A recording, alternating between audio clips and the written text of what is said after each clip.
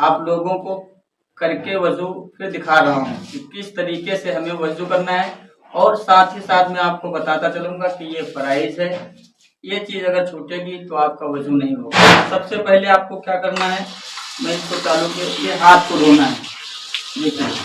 ये है ना गट्टा, ये गट्टों समेत दोनों हाथों को धोना है, और ये उंगलियों का खलाल जो है ऐसे करते हैं, ये खलाल करना चाहिए हमें। ये अव्वल नंबर ये हो गया। अब हमें क्या करना है, कुल्ली करना है।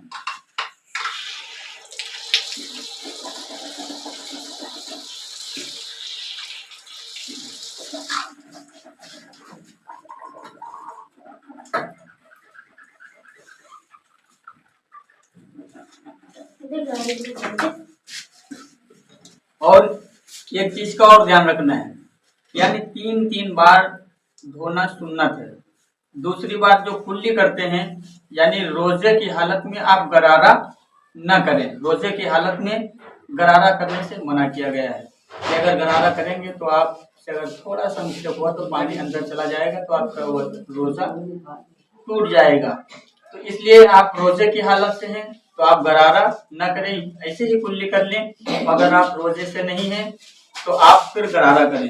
अब मैं 2 बार कर लिया, अभी तीसरी बार कर रहा हूँ। अब नाक में पानी चढ़ाना, ये नरम हड्डी है, नरम हड्डी का। ये हमने 2 बार पानी डाला। अब ये बाएं हाथ की जो ये छोटी उंगली है जिसे छंगनिया बोलते हैं, इससे अपने नाक को सफा करना है।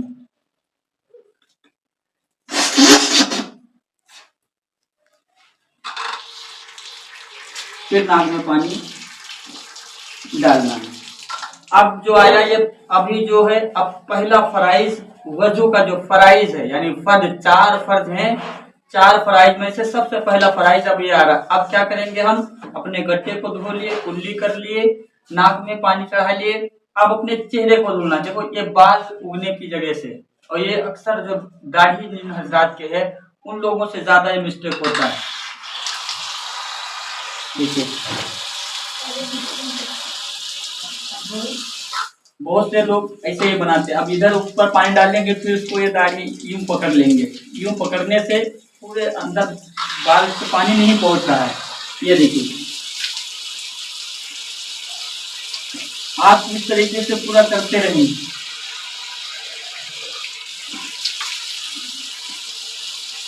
अब ये किस तरीके से आप अगर कर रहे हैं और इसे पकड़ करके, तो ये जो है पूरा पानी इसके अंदर व्यवस्थित नहीं होता है। फराई जो चीज है कि उसके ऊपर से पानी यानी बह जाना चाहिए।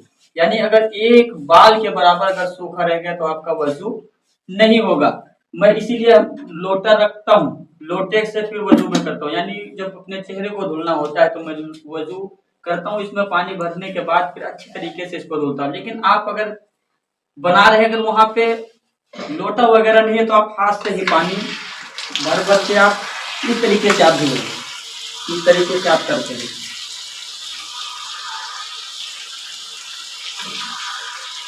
इस तरीके से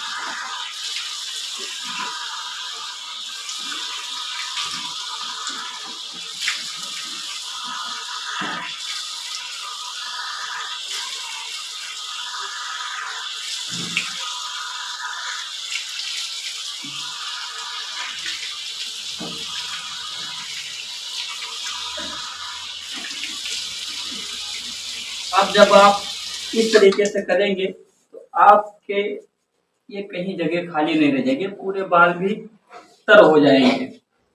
ये हो गया। अब क्या करना है, अपने गट्टों का संहार धोना है यहाँ से। ये भी दूसरा फ्राइज है, इसमें कहीं सूखा नहीं रहना चाहिए। ये यहाँ से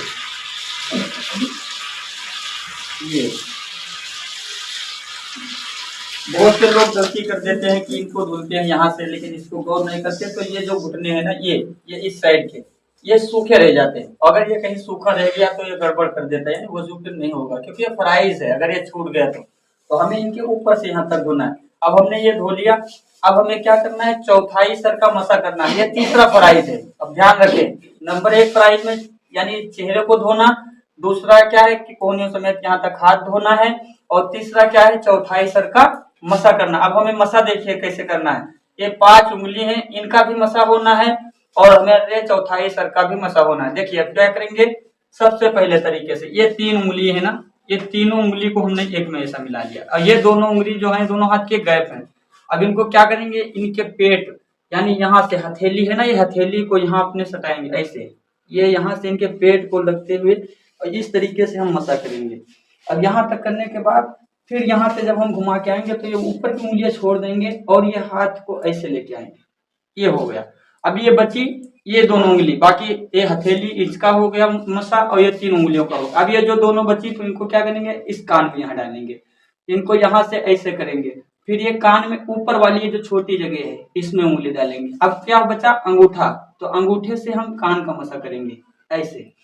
अब कान का मसा करने के बाद अब ये हिस्सा बचा और हमारा गर्दन बचा, तो इसमें जब करने के बाद में अब क्या करेंगे, ये ऐसा, ये गर्दन का ये मसा हो गया। इस तरीके से हमें पूरे अच्छे तरीके से मसा करना है, ये तरीका। अब क्या करना है, अब हमें टखनों समेत यानी पैर को धोना है। अब यहाँ देखेंगे, ये जो है ये उंगलियों में अच्छे से खड़ा पैर को धोना है, इसमें अच्छी तरीके से बिल्कुल ध्यान रखना है। और ये जो ये हड्डियां है ना, ये थोड़ा जल्दी तर नहीं होती, तो इनको हमें अच्छे से मलना है और बाएं हाथ से ही करना है अच्छे तरीके से। ये जो एड़ी है थोड़ा इसकी खाल जो मोटी होती है यानी इसको हमें अच्छे तरीके से करना है। अब ये हो गया और फिर पहले दाहिना पैर धुलना है, फिर बाएं पैर के लिए।